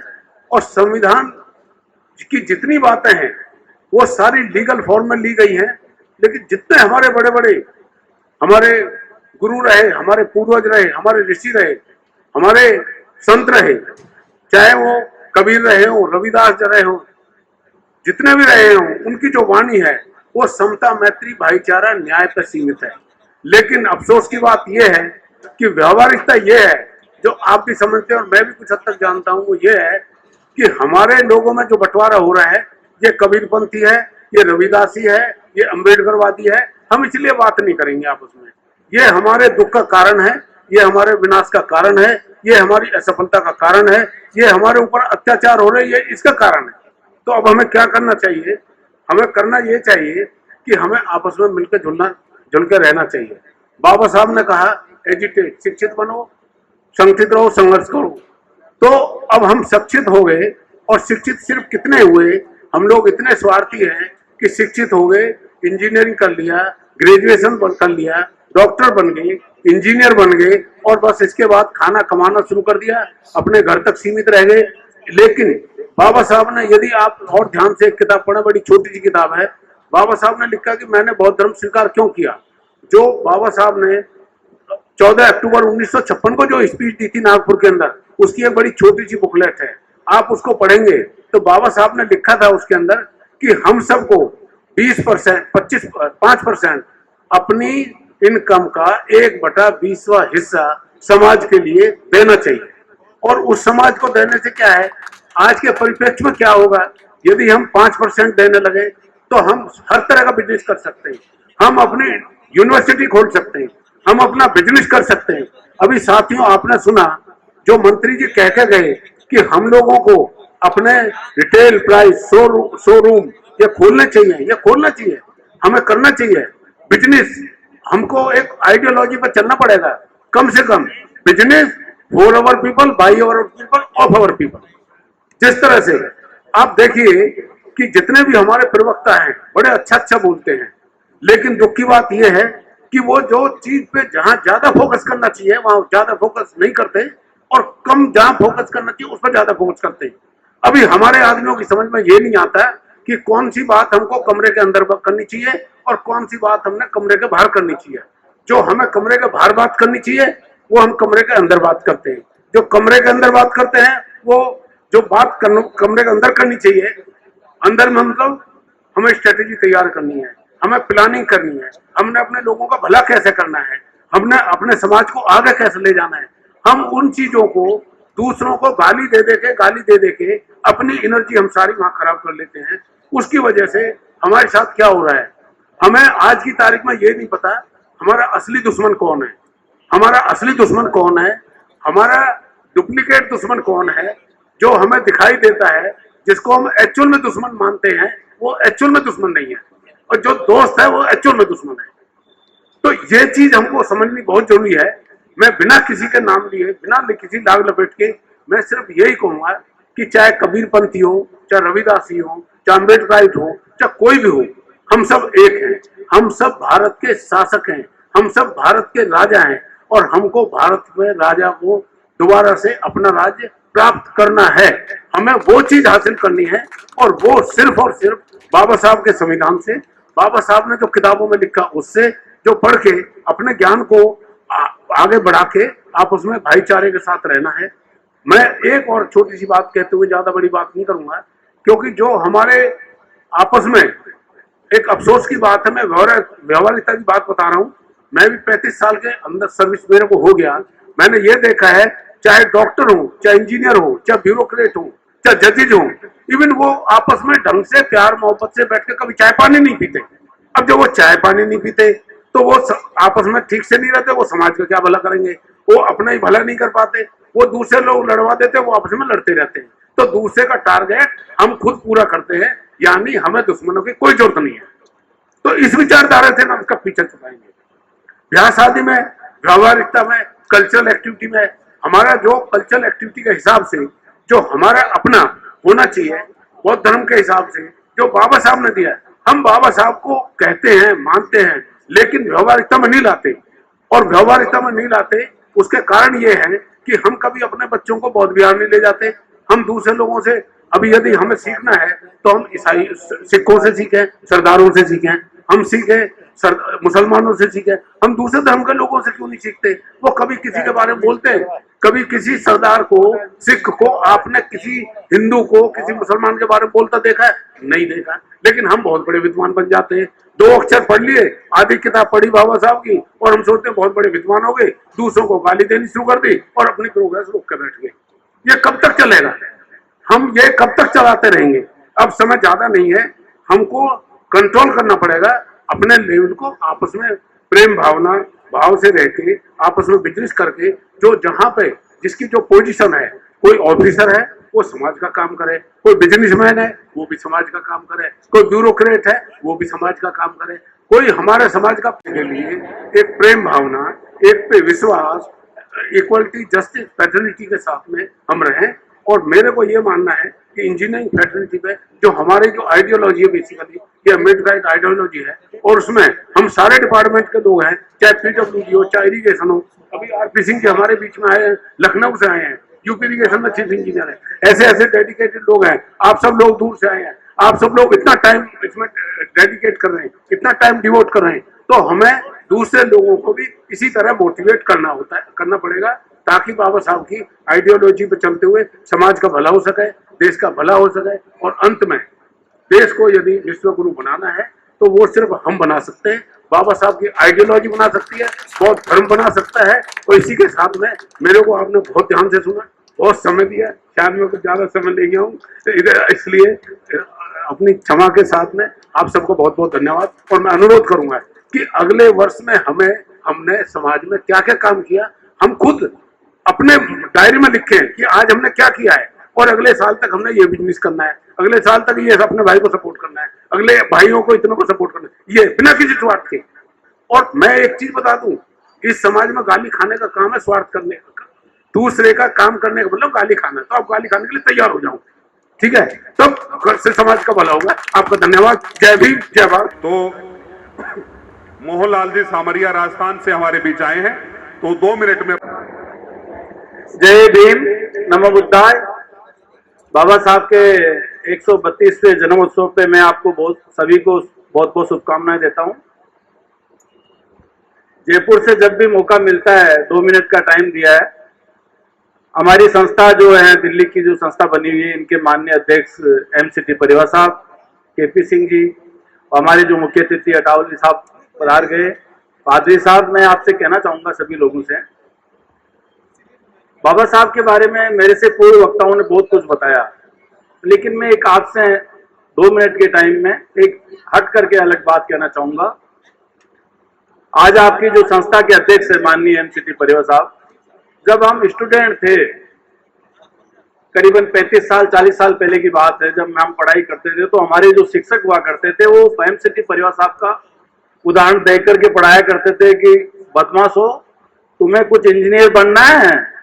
एक आदमी छोटे से गांव से निकल करके वो दिल्ली चला गया, गाड़ी घोड़े, उस टाइम 40 साल पहले गाड़ी घोड़े बहुत अपने आप में महत्व रखा करता था। मैं माननीय मंच के माध्यम से परिवार साहब को आज बहुत बहुत धन्यवाद देना चाहूंगा कि आपसे प्रोग्राम के माध्यम से रूबरू होने का मौका मिला, और मैं ये बात भी मंच के माध्यम से कहना चाहूंगा, क्योंकि बाबा साहब के बारे में हम बात करते हैं, कोई जीवनी के बारे में बात करते हैं, संघर्ष के बारे में बात करते हैं, लेकिन बाबा साहब को सच्ची श्रद्धांजलि और बाबा साहब से वही सच्चा प्यार करेगा जो बाबा साहब के बताए हुए नियमों पे चलेगा और अपने समाज के लिए मार्गदर्शन का काम करेगा, आर्थिक सहयोग करेगा। माननीय MCT परिवार साहब, मुझे लगता है 35 साल से कंटिन्यू हमारे जिले में सभी समाज के SC ST के लोगों के लिए, बच्चों के लिए बुक्स बांटने का और उनका मार्गदर्शन करने का काम, बीमार होते हुए भी साल में 2 बार हमारे बीच में जाते हैं, हम लोगों को साथ में रख करके बच्चों का मार्गदर्शन करते हैं। मैं आपको छोटी सी एक बात कहना चाहूंगा, जब आप भारत सरकार में जब सर्विस लगे, उस समय अभी हमारे तहसील में करीबन 25 इंजीनियर्स है, जिसमें SC भी हैं, वो एडिशनल चीफ इंजीनियर भी हैं। तो अभी 10 दिन पहले हम लोग बैठे हुए थे, तो मुझे बोले कि यार परिवार साहब कहाँ है? मैंने कहा दिल्ली है।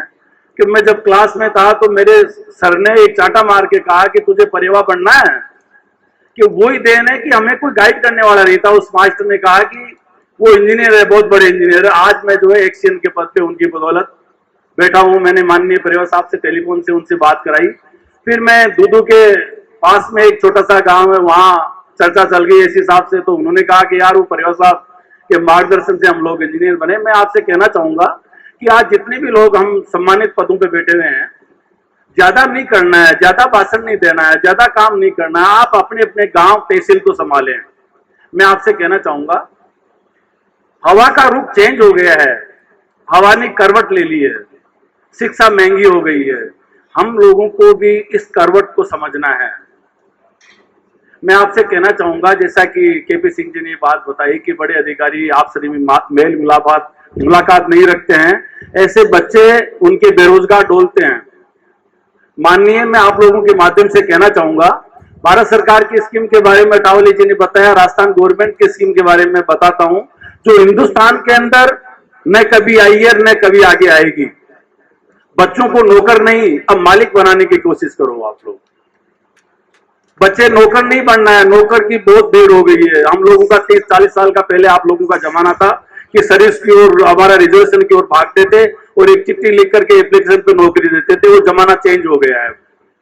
मैं आपसे निवेदन करना चाहूंगा, भारत सरकार की, राजस्थान गवर्नमेंट की, दिल्ली गवर्नमेंट की जितनी भी स्कीम है, आप बच्चों को मोटिवेट करो मालिक बनते हुए कि भाई आप मालिक बनो, नौकर नहीं मालिक बनो। धन्यवाद सर, आपने बहुत ही मूल्यवान सुझाव दिए।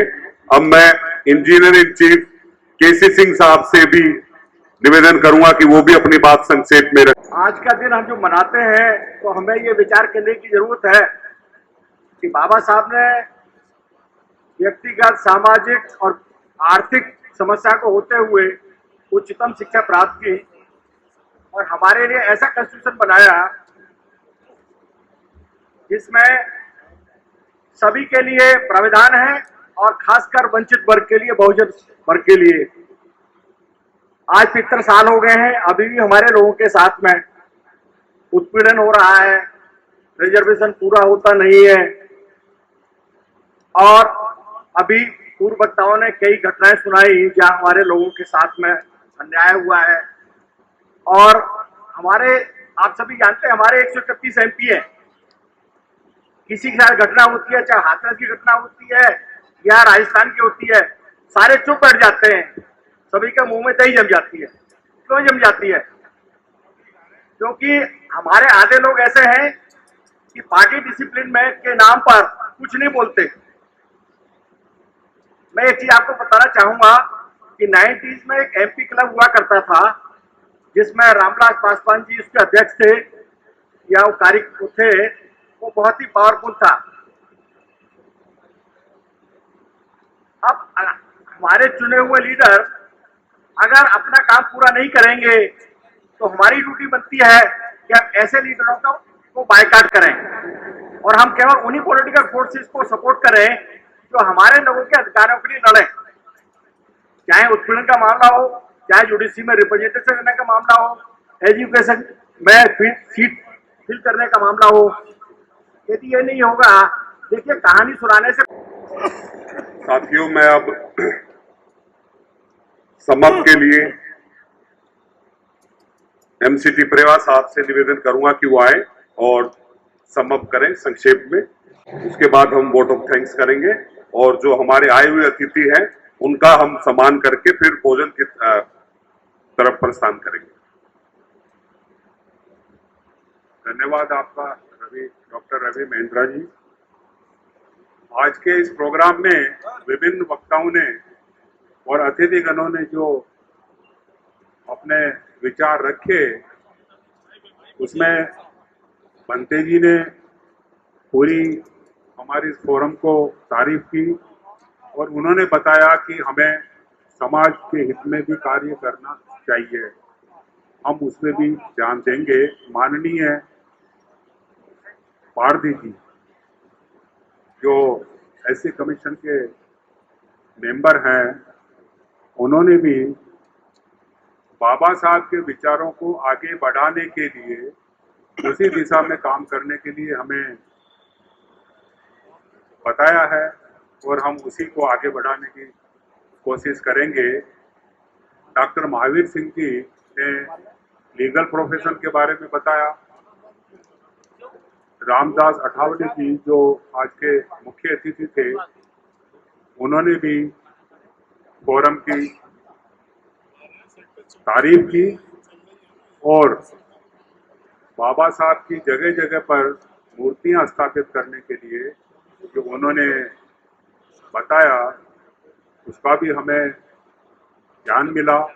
हम भी कोशिश करते हैं। हमारे यहाँ के जो अपने वाइस प्रेसिडेंट साहब हैं केपी सिंह साहब, जो इंजीनियरिंग चीफ हैं एमसीडी में, उन्होंने भी एक बहुत अच्छा काम किया। उन्होंने सिविक सेंटर में बाबा साहब अम्बेडकर की मूर्ति लगवाई। मैं आपको बहुत बहुत धन्यवाद करता हूँ, साधुवाद करता हूँ। और हमारी फोरम खुशकिस्मत है कि आप जैसे साथी हमारे साथ जुड़े हुए हैं। माननीय मुख्य अतिथि महोदय ने सामाजिक न्याय के साथ साथ आर्थिक समानता के लिए कार्य करने को बोला। हमारे फोरम के द्वारा वो चाहते हैं कि अलग अलग शहरों में स्टोर्स बने और हमें अपने अपने समाज के व्यक्तियों को अपने अपने द्वारा कार्य करवाने का उन्होंने बोला है। राजकुमार आनंद जी ने भी बाबा साहब और उनके बारे में बताया, उनके साहित्य के बारे में बताया और हमारी जिम्मेदारी भी दी हमको कि हमें संविधान को और बाबा साहब के मिशन को बचाना है और उसी पर आगे काम करना है। इंजीनियर केपी सिंह जी ने भी आपसे तालमेल की बात की कि हमको आपस में तालमेल रखना है और उस तालमेल के लिए हमें लोगों को मोटिवेट भी करना है। मोहनलाल सामरिया जी ने भी अच्छा अपना बताया और ये बताया कि अपने अपने जहाँ जड़ें हैं, अपने अपने गांव हैं, तहसीलें हैं, जिले हैं, उनमें अपना काम करें और उनको नौकरियों की बजाय बिजनेस में जाने के लिए प्रेरित करें और जो स्कीम्स हैं सरकार की उनको वहां तक पहुंचाए हैं। इसी पे जो मैं आदरणीय मोहनलाल जी को बताना चाहता हूं कि इस फोरम में रिटायर्ड लोग ही नहीं हैं। रिटायर्ड लोग तो बहुत कम हैं, ऑलमोस्ट 80% लोग सर्विंग हैं। 80% लोग सर्विंग हैं और केसी सिंह साहब ने बताया कि हमारे साथ जो उत्पन्न हो रहा है उस पर राजनेता लोग चुप रहते हैं। ये ठीक है, उनकी पार्टी का मसला है, उसमें हम क्या बोलें। सारे पार्टियों से बंधे हैं। बाबा का साहब का जो पूना पैक्ट अगर वो सही हो जाता तो मेरे ख्याल से आज कोई राजनेता जो है ना वो चुप नहीं रहता। लेकिन क्योंकि वो पूना पैक्ट हो नहीं पाया कई कारणों से, तो इसी के लिए मैं सभी वक्ताओं का, अतिथियों का धन्यवाद देता हूँ। आप सबको Rajendra Prasad ji, chairman ST employ AIIMS हमारे बीच हैं, तो वो भी 1 मिनट में अपनी बात रखें। धन्यवाद भाई जी। आदरणीय मंच पर विराजमान महान व्यक्ति कहूंगा मैं, और आप सब सभा में आए, आपका बहुत बहुत धन्यवाद। आप लोगों ने इतना बहुमूल्य समय निकाला और आप एक किस्म से करीम लोग आए हैं, ये वाकई। साथियों, मैं एडवोकेट राजेंद्र सिंह हूं। मैं एम्स में SC/ST वेलफेयर एसोसिएशन का प्रेसिडेंट रहा हूं और हमारी उपलब्धियां बहुत ऐसी उपलब्धियां हैं जो बहुत कम संस्थानों में हुई होंगी। हमने बाबा साहब की स्टैचू लगवाई, उनके नाम से सेंटर करवाया, उनके नाम से लाइब्रेरी है। आप एकजुट होइए। हकीकत में हमारे ही आदमी अपने आदमियों का शोषण करते हैं। हम शोषित आदमी हैं। अगर हम अपने आदमियों का साथ दें, जहां ये बिखरे हुए हैं, एकता के अंदर इतनी बड़ी ताकत है। आप लोग एकजुट। हमारे चैनल बहुजन दस्तक को लाइक, शेयर, सब्सक्राइब देखना मत भूलिएगा। जय भीम, जय भारत, जय संविधान, नमो बुद्धाय। धन्यवाद। चैनल आर्थिक समस्या से गुजर रहा है। अगर आप बहुजन समाज में बाबा साहेब अम्बेडकर और तथागत बुद्ध की विचारधारा को अधिक से अधिक लोगों तक पहुंचाना चाहते हैं तो हमें आर्थिक सहयोग प्रदान करें, ताकि हम अपने चैनल के माध्यम से देश विदेश में समता, बंधुता, एकता और संवैधानिक अधिकारों को ज्यादा से ज्यादा लोगों तक पहुंचा सकें। आप अपनी सहायता राशि नीचे लिखे खाते में जमा करा सकते हैं। खाता धारक गौतम रत्ना, खाता संख्या 3169576865 IFSC कोड SBIN 0060336, बैंक भारतीय स्टेट बैंक। आप हमारे बैंक खाते का विवरण स्क्रीन पर भी देख सकते हैं। रोको मत हमें, टोको मत हमें, आगे बढ़ते जाना है। जय भीम का नारा लगाना है, जय भीम का नारा लगाना है। जय भीम, जय भीम। मैं गौतम रत्ना आपका बहुजन फिल्म प्रोडक्शन में स्वागत करता हूं और आप हमारे प्रोडक्शन हाउस के अंदर अपना कैरियर बना सकते हैं as a film director, as a producer and actor and actress and editor and cinematographer also. अगर आपको फिल्म से रिलेटेड कुछ भी प्रोजेक्ट आपको बनवाना है तो हमारे पास में पूरा सेटअप है, जिसमें फिल्म कैमरा है, शूटिंग लाइट्स है और एडिटिंग है। सारा A to Z एक ही जगह पर आपको हमारे यहाँ पर मिल जाएगा। तो दोस्तों आप हमें कांटेक्ट कर सकते हैं हमारे नंबर्स पर 9810085714 और 8510005714। हमारे वेबसाइट पे विजिट कर सकते हैं www.filmserviceindia.com और हमें मेल भी कर सकते हैं gautamfilmsproduction@gmail.com पर। धन्यवाद।